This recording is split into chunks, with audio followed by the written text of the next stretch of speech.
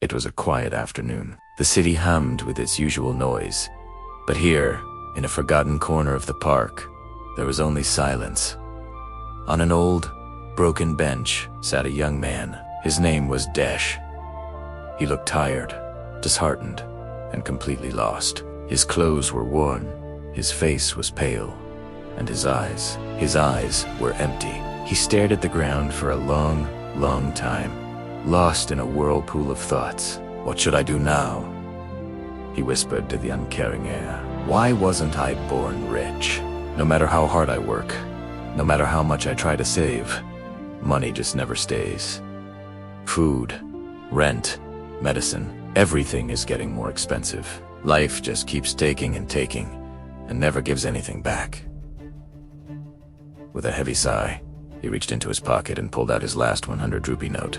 He looked at it with a mixture of anger and frustration. Hey, you traitor, he shouted at the note, his voice cracking. I work so hard, day and night, to bring you home, but you never stay. You always run away to the landlord, to the shopkeeper, to the bus driver.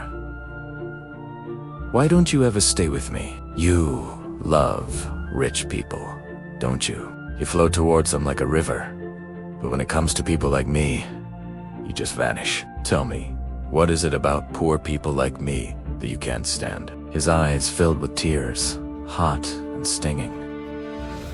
Tell me what I should do so you stay with me. Why are you silent? Speak to me. Suddenly, a faint whisper broke the silence. Desh, hey. He looked around, startled, his heart pounding. Who's there? I'm right here. Desh came a soft, calm voice.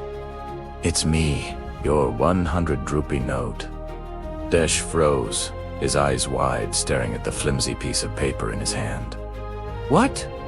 You can talk? Yes, I can, said the note calmly, and I've been trying to talk to you for a very long time. But you never listen. You just keep blaming me. But I'm not the problem, Desh, you are. Desh frowned, bewildered. Me?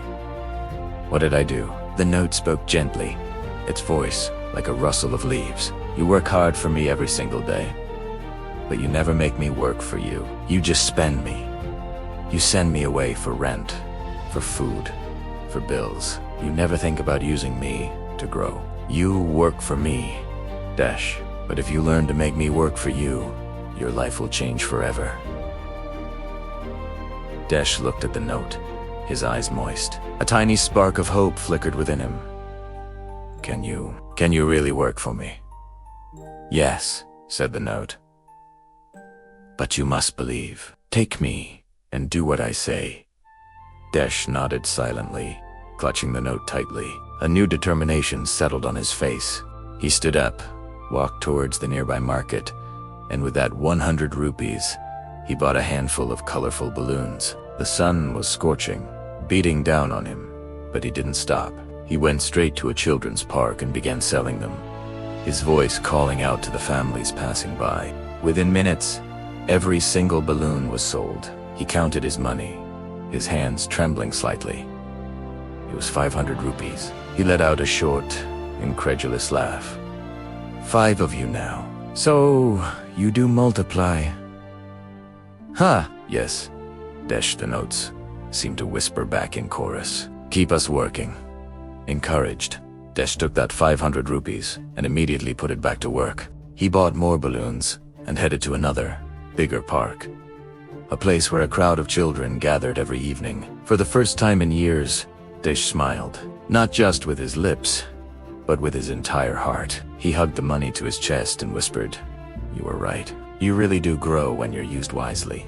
From that day on, Desh never looked back. He used his profits to buy a small balloon inflating machine, which made his work faster and easier. Soon, he hired 3 other people to help him. They sold balloons in different areas of the city, and at the end of each day, they shared the profit. Every day, Desh earned well. Sabit sommeil, and he invested some back into his growing business. Months passed. He saved enough to buy a small, humble house for his family. He remembered his wife's skill with a needle and thread, so he gifted her a new sewing machine. Soon, she started her own small business, teaching other women in their neighborhood how to sew for a small fee. In the evenings, Des didn't rest. He started a new venture, selling beautiful artificial jewelry in the bustling night market. Now, money flowed to him from everywhere through his hard work, through his clever ideas, through his relentless effort. He started giving jobs to others, helping young, struggling boys set up their own small shops. And he never, ever forgot the day his 100 rupees had spoken to him. The same man who once sat crying on a broken bench, lost and defeated, was now an inspiration for his entire community. And every night, as he looked at his earnings, he would smile softly and say, "You were right, my friend. You do talk." But now, I've finally learned how to listen. Of course, this story isn't really about money that can speak. It's about something much more powerful. Perspective. So often, we blame our situation, our luck, or others for our struggles. We feel trapped. But the truth is, real change begins the moment we change how we think. Each of us holds a 100 rupee note in our lives. It could be a small opportunity, a hidden talent, a simply there. Some of us will spend it thoughtlessly, and it will be gone. But others will choose to invest it wisely, to make it work for them. To help it grow, remember, money doesn't grow by luck. It grows with wisdom, with action, and with a change in mindset. So, the next time you hold a small opportunity in your hand, ask yourself, will you just spend this, or will you make it speak for you? Thank you for watching. If this story resonated with you, please hit that like button, subscribe to our channel, and share it with someone who might need to hear this message today. We'll see you in the next video.